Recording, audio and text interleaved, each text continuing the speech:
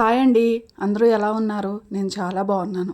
ఈరోజు వీడియోలో మనం టాప్ కట్ చేసాం కదండి, అది ఏ విధంగా స్టిచ్చింగ్ చేసుకోవాలి అనేది చూపించేస్తానండి. చాలా పర్ఫెక్ట్గా వచ్చిందండి స్టిచ్చింగ్ అయితే. నాకు వేసుకుని చూశాను నేను, నాకు పర్ఫెక్ట్గా సరిపోయింది. 40 సైజు ఉన్న వాళ్ళు మాత్రం ఈ కొలతలు పెట్టి పర్ఫెక్ట్గా కట్ చేసుకోండి, స్టిచ్ చేసుకోండి. చూశారు కదా, నెక్ అది కూడా చాలా బాగా వచ్చింది. ఇప్పుడు మనం మామూలుగా లైనింగు, ఒరిజినల్ క్లాత్ అన్నీ కట్ చేసి పెట్టుకున్నాం కదండి, వాటిని ఒకదాని మీద, అంటే మన మెయిన్ ఫ్యాబ్రిక్ మీద లైనింగ్ క్లాత్ పెట్టి నీట్గా సరి చేసుకుని, పిన్స్ ఉంటాయి కదండి, ఈ పిన్స్ తీసుకోండి. స్టిచ్ చేసుకునే వాళ్ళకి బాగా యూజ్ అవుతాయి. అది వచ్చేసి ఒక బండిల్ 10 రూపీస్ ఏమో ఉంటుంది. ఆ పిన్స్ని మనం అంచంపటినే పెట్టుకోవాలండి. అంటే క్లాత్ మనం స్టిచ్ చేసే దగ్గర కటింగ్ చేసి ఉంటుంది కదండి, దాని అంచంపటినే పెట్టుకుంటే మనం మెయిన్ ఫ్యాబ్రిక్ని, లైనింగ్ని అటాచ్ చేసుకోవటం కోసం అండి. అందుకోసం నేను ముందు ఇలా పెట్టుకున్నాను. అలా పెట్టుకుని కింద అంచు కూడా తర్వాత స్టిచ్ చేసేసుకుంటాను అనమాట. చూశారు కదా, మొత్తం స్టిచ్ చేసేసుకున్నానండి. అంచంపటే స్టిచ్ చేసేసుకున్న తర్వాత కట్ చేసేసుకోవాలండి. ఎక్స్ట్రా ఉన్న ఫ్యాబ్రిక్ మొత్తం కూడా కట్ చేసేసుకోవాలి మనం. నేను కింద అంచు కూడా ఫోల్డ్ చేసేసి స్టిచ్ చేసేసుకున్నానండి అప్పుడే. ఇప్పుడు నీట్గా కట్ చేసేసుకుంటే సరిపోతుంది. చూశారు కదా, నీట్గా ఉందన్నమాట. ఫినిషింగ్ అనేది చాలా బాగా వస్తుంది. ఇప్పుడు అదేవిధంగా మనం బ్యాక్ పార్ట్ని కూడా స్టిచ్ చేసుకోవాలండి. చూశారు కదా, అంచు అంటే మనం టాపు, లైనింగు, అంచు ఫోల్డ్ చేసి 2 ఫోల్డింగ్ చేసి అలా మడతపెట్టి మనం స్టిచ్ చేసేసుకోవాలి. నేనైతే దీనికి పైపింగ్ గట్ట ఏమి వేయట్లేదండి, క్రాస్ పట్టి వేస్తానన్నమాట. నేను కటింగ్లో చూపించాను కదా క్రాస్ పట్టి ఎలా కట్ చేసుకోవాలి అని.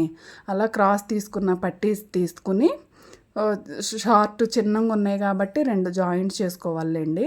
వాటిని ఆ విధంగా పెట్టుకుని స్టిచ్ చేసేసుకోవాలి. స్టిచ్ చేసుకున్న తర్వాత మడిచి లోపలికి కుట్టేసేసుకుంటే మనకి ఏ పైపింగు ఏమీ అవసరం లేకోకుండా ఈజీ మెథడ్ అండి ఇదైతే మాత్రం. చూశారు కదా, ఆ విధంగా అన్నమాట. మొత్తం స్టిచ్ చేసేసుకున్న తర్వాత ఇప్పుడు మనం ఏం చేయాలంటే సిజర్ తీసుకుని కట్స్ పెట్టుకోవాలండి. అంటే రౌండ్ నెక్ కదా, రౌండ్ నెక్ రౌండ్గా తిరగాలి అని అంటే చిన్న చిన్న కట్స్ ఆ విధంగా కట్స్ పెట్టుకుంటే రౌండ్ చాలా నీట్గా ఉంటుంది అనమాట. నెక్ అనేది ఫినిషింగ్ బాగుంటుంది.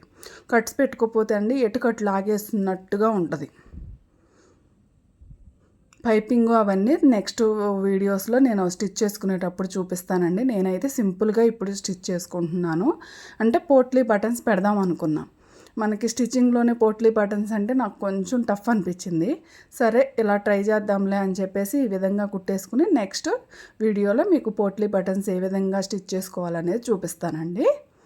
చూశారు కదా, ఆ విధంగా కట్స్ పెట్టేసుకున్న తర్వాత 2 మడతలుగా వేసుకుని లోపలికి అలా మడిచి స్టిచ్ వేసేసుకోవాలి చుట్టూ కూడా. చూశారు కదా, ఆ విధంగా స్టిచ్ వేసేసుకుంటే ఫినిషింగ్ అది చాలా బాగా వస్తుంది. అలానే మనం బ్యాక్ పార్ట్ కూడా రెడీ చేసి పెట్టేసుకోవాలి. ఫ్రంట్ పార్ట్ని ఏ విధంగా అయితే రెడీ చేసుకున్నామో బ్యాక్ పార్ట్ని కూడా అదే విధంగా రెడీ చేసుకోవాలండి. నేను స్పీడ్ అయితే పెట్టట్లేదండి, స్లో మోషన్లోనే చూపిస్తున్నాను. అర్థమవుతుందని అనుకుంటున్నాను. బ్యాక్ పార్ట్ కూడా రెడీ చేసేసుకోవాలండి. ఇప్పుడు హ్యాండ్స్ ఏ విధంగా స్టిచ్ చేసుకోవాలనేది చూపిస్తాను. హ్యాండ్స్ ఉన్నాయి కదండి, మనం ఫ్రంట్ పార్ట్కి వేసుకోవటానికి ఫ్రంట్ లోత్ తీసాం కదా, అవి 2 ఈక్వల్గా రావాలి, మారిపోకుండా ఉండాలి అని అంటే అలా పెట్టుకుని చూసుకోవాలండి. ఇక్కడ కట్స్ పెట్టున్నాయి కదా, ఆ కట్స్ పెట్టున్నది ఫ్రంట్ సైడ్కి రావాలి.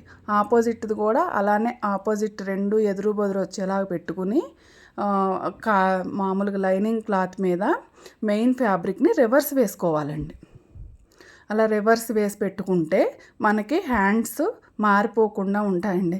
అంటే స్టార్టింగ్లో నేను కుట్టేటప్పుడు మారిపోయి ఫ్రంట్కి అనుకున్నది బ్యాక్కి, బ్యాక్ అనుకున్నది ఫ్రంట్కి వచ్చేసి కుదిరేవి కాదు వేసుకున్నప్పుడు. అప్పటి నుంచి ఈ విధంగా చేస్తున్నాను. ముందే 2 హ్యాండ్స్కి కూడా నేను ఆ విధంగా వేసేసుకుంటున్నాను. అప్పుడు మనకి మారిపోకుండా ఉంటాయి కదా అనుకుని. చూసారు కదా, స్ట్రైట్గా ఒక స్టిచ్ వేసేసుకుని రివర్స్ చేసుకుంటే ఫినిషింగ్ బాగుంటుందండి. అందుకోసం అన్నమాట. ఇప్పుడు బ్యాక్ తిప్పేసుకుని మళ్ళీ అక్కడ ఒక స్టిచ్ వేసేసుకుంటే సరిపోతుంది. చాలా ఈజీ అండి. మనం అనుకుంటాం కానీ స్టిచ్చింగ్ అది చాలా టఫ్ అని చెప్పి చాలా ఈజీ స్టిచ్ చేసుకుంటూ ఉంటే. అలా ఒక స్టిచ్ చేసుకున్న తర్వాత మామూలుగా లైనింగ్ ఫ్యాబ్రిక్ మెయిన్ ఫ్యాబ్రిక్ని కలిపి ఒక స్టిచ్ వేసేసుకుంటే హ్యాండ్స్ అయిపోయినట్లేనండి. ఇక నేను స్టిచ్ వేసేసాను, చూసారు కదా. మొత్తం స్టిచ్ వేసేసి మెయిన్ ఫ్యాబ్రిక్ ఎక్స్ట్రా ఉంటుంది కదండి, అదంతా కట్ చేసేసుకుంటే సరిపోతుంది. ఫినిషింగ్ బాగుంటుంది అన్నమాట. ఇకప్పుడు ఆ విధంగా కట్ చేసేసుకుని నెక్స్ట్ ఇంకో హ్యాండ్ కూడా ఉంటుంది కదండి, ఆ హ్యాండ్ను కూడా రెడీ చేసి మనం పెట్టేసుకోవాలి. అదేవిధంగా అప్పుడు మనకి front part, back part, hands ready అయిపోయినట్లే. ఏది మెయిన్ ఫ్యాబ్రిక్కి మనం లైనింగ్స్ అటాచ్ చేసుకున్నట్లు. ఇప్పుడు బ్యాక్ పార్టు, ఫ్రంట్ పార్టు కలిపి, ఇది బ్యాక్ పార్టు, ఫ్రంట్ పార్ట్ను కూడా కలిపి రివర్స్ వేసుకోవాలండి. రివర్స్ వేసుకుని షోల్డర్స్ జాయింట్ చేసుకోవాలి. ఆ విధంగా షోల్డర్స్ని పెట్టుకుని ఈక్వల్గా అక్కడ జాయింట్ చేసేసుకుంటే 2 స్టిచ్చెస్ వేసుకుంటే జాయింట్ అయిపోతుంది. అవి 2 జాయింట్ చేసుకున్న తర్వాత హ్యాండ్స్ మనం అటు సైడ్ ఇటు సైడ్ పెట్టుకుని చూసుకోవాలి. ఫ్రంట్ సైడ్కి ఫ్రంట్దే రావాలి కదండి, మనం లోతు తీసుకున్నది. అందుకోసం ముందే పెట్టుకొని చూసుకుంటున్నాను ఏ హ్యాండ్ది ఆ హ్యాండ్ అని. ఆ తర్వాత ఆ రెండింటిని కలిపేసి హ్యాండ్స్ జాయింట్ చేసేస్తే మనకి 80% స్టిచ్చింగ్ అయిపోయినట్లే. ఇప్పుడు కింద డ్రెస్ పరిచేసుకుని కట్స్ దగ్గర మనం పెట్టుకుంటాం కదండి, అక్కడ వరకు ఒక లైన్ డ్రా చేసుకుని అక్కడికి వరకు కూడా మనం ఒక స్టిచ్ వేసుకోవాలి.